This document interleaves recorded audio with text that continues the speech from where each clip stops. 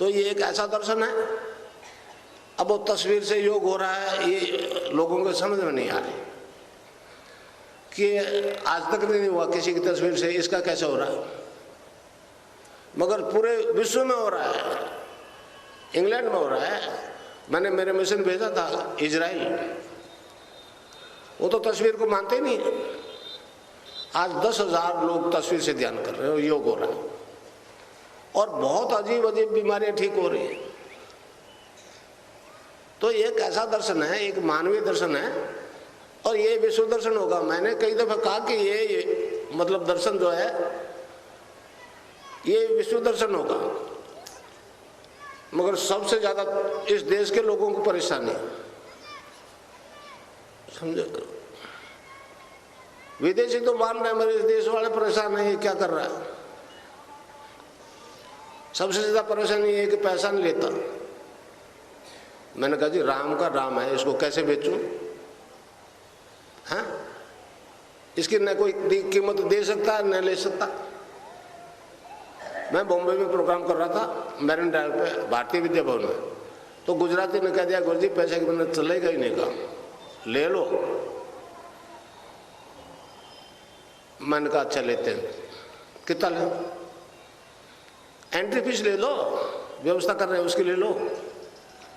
बोला कितना ले बोलो, कहने लगे कम से कम 1100 रुपया। मैंने कहा अगले प्रोग्राम से शुरू कर दो। एक बात और बता दो, कितना आ जाएगा कि मैं संतुष्ट हो जाऊंगा।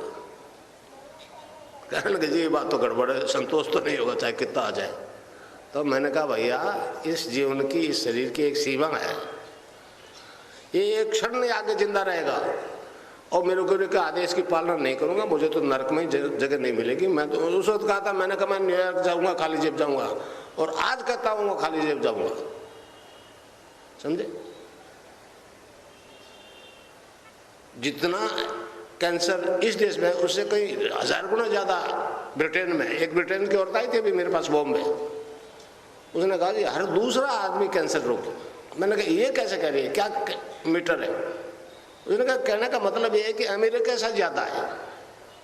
अमेरिका का एक आदमी आया था दीक्षा लेने, उसने कहा कि 70% लोगों में, फैमिलीज में एक आदमी कैंसर है। मतलब कैसी दयनीय स्थिति है उनकी, और ठीक हो रहा है। अब अरविंद के बारे में लोग अभी मनाया था ना, दिवस मनाया था, समझे, वंदे मातरम। अरविंद ने कहा है इस देश का उद्धार 2 मंत्र करेंगे। एक तो 1906 में प्रकट हो गया, और दूसरे में भविष्यवाणी है अरविंद की कि वो संजीवनी मंत्र होगा,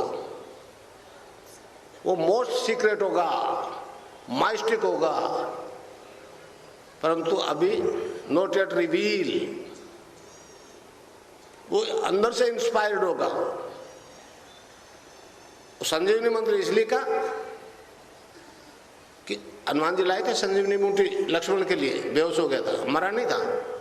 मर गया तो जिंदा नहीं होगा, मगर जिंदा है तो उस मंत्र से मरेगा नहीं। मैं चैलेंज के साथ कह रहा हूं जो दीक्षा लेने आते हैं कि एड्स कैंसर से नहीं मरोगे अगर इस नाम को जपते रहे।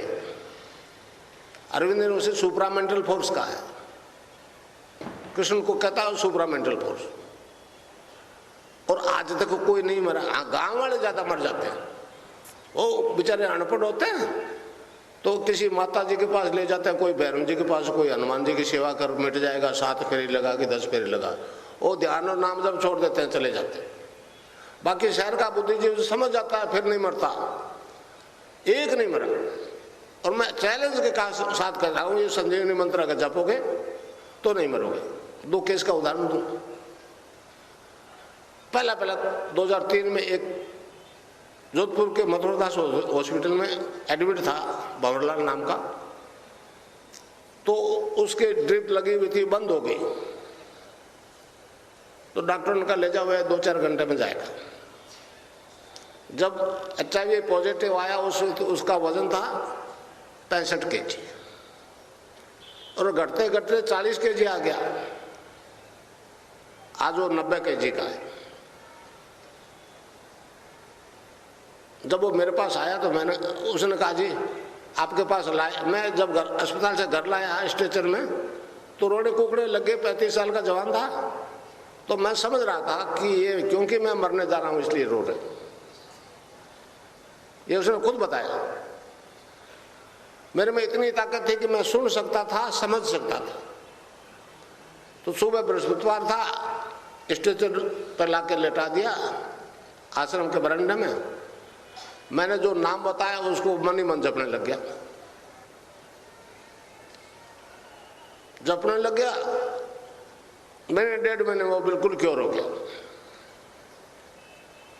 पॉइंट दैट से लौट गया क्योंकि संजीवनी मंत्र जपना शुरू कर दिया उसने। दूसरा एक और आया वहीं जोधपुर का मधुरदास हॉस्पिटल का, वो केवल मेरी तस्वीर के जान से क्योर हो गया। 2003 में कोटा में आकर उसने दीक्षा ली थी, मगर उसकी दवाई बंद हो गई और वजन बढ़ने लग गया। दीक्षा के से पहले 8-10 kg वजन बढ़ गया। तो ये तस्वीर वाला जो लोगों को समझ में नहीं आ रहा।